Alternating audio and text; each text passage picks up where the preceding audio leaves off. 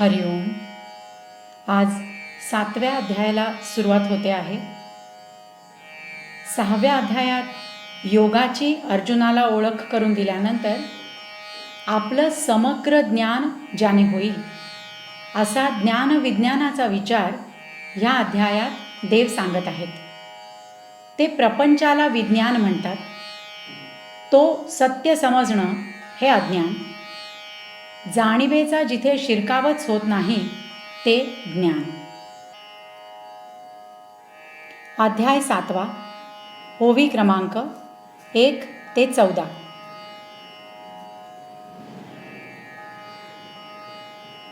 मय्यासक्तमनाः पार्थ योगं युञ्जन्मदाश्रयः असंशयं समग्रं मा यथा ज्ञास्यसि तच्छृणु. ज्ञानं तेऽहं सविज्ञानम् इदं वक्ष्याम्यशेषतः यज्ज्ञात्वा नेह भूयोऽन्यत् ज्ञातव्यम् अवशिष्यते.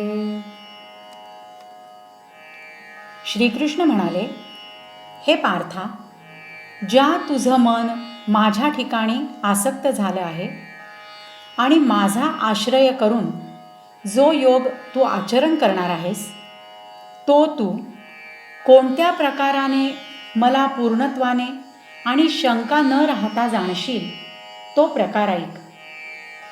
प्रपंच ज्ञानासह हे माझ्याविषयीचं ज्ञान मी तुला पूर्णत्वाने सांगतो. हे ज्ञान झाल्यावर ह्या लोकी पुन्हा दुसरं जाणण्याला योग्य असं ज्ञान शिल्लक राहत नाही. आयिकामगतो अनंतु पार्थासी असे म्हणतु पैगातु योगयुक्तु जालासी आता. मज समग्राते जाणसी ऐसे आपुलिया तळहातीचे रत्न जैसे तुझ ज्ञान सांगेन तैसे विज्ञानेसी. हेथ विज्ञाने काय करावे ऐसे घेसी जरी मनोभावे तरी पै आधी जाणावे तेची लागे. मग ज्ञानाची ये वेळे झाकती जाणिवेचे डोळे जैसी तीरी नाव नढळे टेकली साती. तैसी जाणीव जेथ नरिघे विचार मागुता पाऊली निघे तर्कू आयणी नेघे आंगी जयाच्या. अर्जुना तया नाव ज्ञान येर प्रपंचु हे विज्ञान तेथ सत्यबुद्धी हे अज्ञान हे ही जाण. आता अज्ञान अवघे हरपे विज्ञान निशेष करपे आणि ज्ञान ते स्वरूपे होऊनी जाईजे. ऐसे वर्मजे गूढ ते की जेल वाक्यारूढ जेणे थोडेन पुरे कोड बहुत मनीचे. जेणे सांगत याचे बोलणे खुंटे ऐकतयाचे व्यसन तुटे, हे जाणणे साने मोठे पुरोने दी. श्रोते हो, ऐका. मग ते श्रीकृष्ण अर्जुनाला म्हणाले, अरे, तू आता योगाच्या ज्ञानाने युक्त झाला आहेस. आपल्या तळहातात घेतलेल्या रत्नाप्रमाणे मला संपूर्णाला तू जाणशील, असं प्रपंच ज्ञानासह तुला स्वरूप ज्ञान सांगतो. इथे विज्ञानाशी काय करायचं आहे, अशी जर तुझी मनापासून समजूत असेल तर तेच अगोदर समजणं जरूर आहे. कारण की स्वरूप ज्ञानाच्या वेळी बुद्धीचे डोळे झाकतात. ज्याप्रमाणे नाव नदीच्या तीराला टेकली असता पुढे सरकत नाही, त्याप्रमाणे जिथे बुद्धीचा प्रवेश होत नाही आणि विचार जिथून मागे फिरतो आणि ज्याच्या संबंधाने तर्काचं चातुर्य चालत नाही, अर्जुना, त्याचं नाव ज्ञान होय.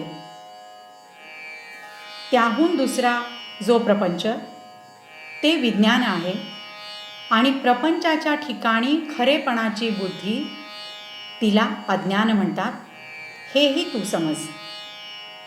आता अज्ञान संपूर्ण नाहीसं होईल आणि प्रपंच पूर्णपणे बाधित होईल, तसंच ज्ञान आपण स्वतःच होऊन जाऊ. असं जे गूढ वर्म आहे ते शब्दात आणलं जाईल आणि त्याच्या थोड्याशा प्रतिपादनानेच मनाचं पूर्ण समाधान होईल, ज्यामुळे व्याख्यात्याचं प्रतिपादन थांबतं आणि ऐकणाऱ्याचा ऐकण्याचा छंद नाहीसा होतो. हे ज्ञान लहान मोठा असा भेद राहू देत नाही. मनुष्याणां सहस्रेषु कश्चिद् यतति सिद्धये, यततामपि सिद्धानां कश्चिन्मां वेत्ति तत्त्वतः. सहस्रावधी मनुष्यांमध्ये एखादाच ज्ञानाच्या सिद्धीसाठी यत्न करतो.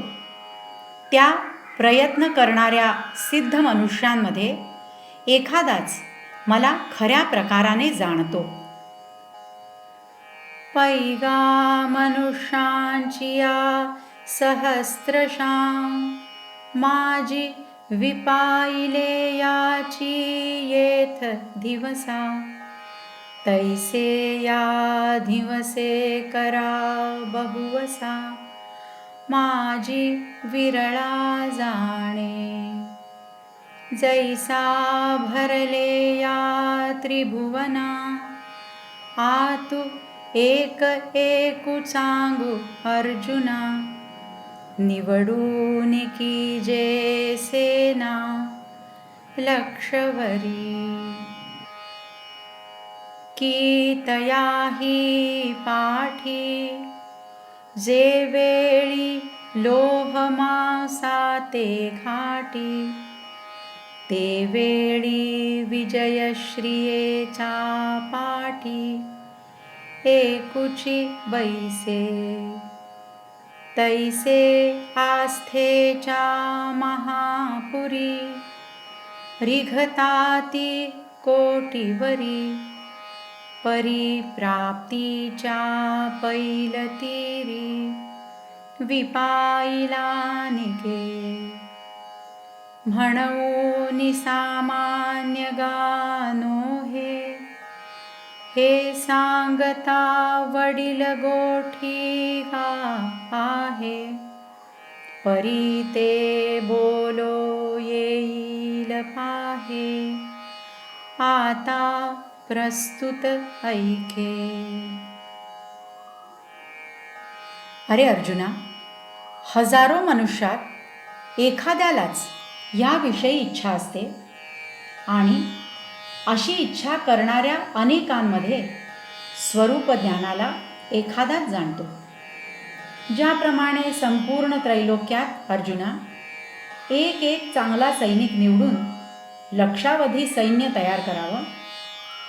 असं सैन्य निवडल्यानंतर ज्यावेळी लोखंडाच्या शस्त्रांचे अंगावर घाव होतात, त्यावेळी विजयलक्ष्मीच्या सिंहासनावर एखादाच बसतो.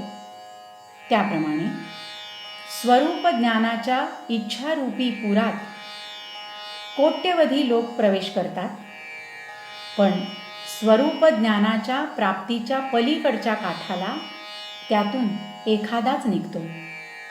म्हणून हे ज्ञानाचं कथन सामान्य नाही. सांगायला गेलं असता ही गोष्ट फार महत्त्वाची आहे, परंतु ती ज्ञानाची गोष्ट पुढे सांगता येईल. प्रस्तुत तुला विज्ञानाची गोष्ट सांगतो, ती ऐक. हरिओम.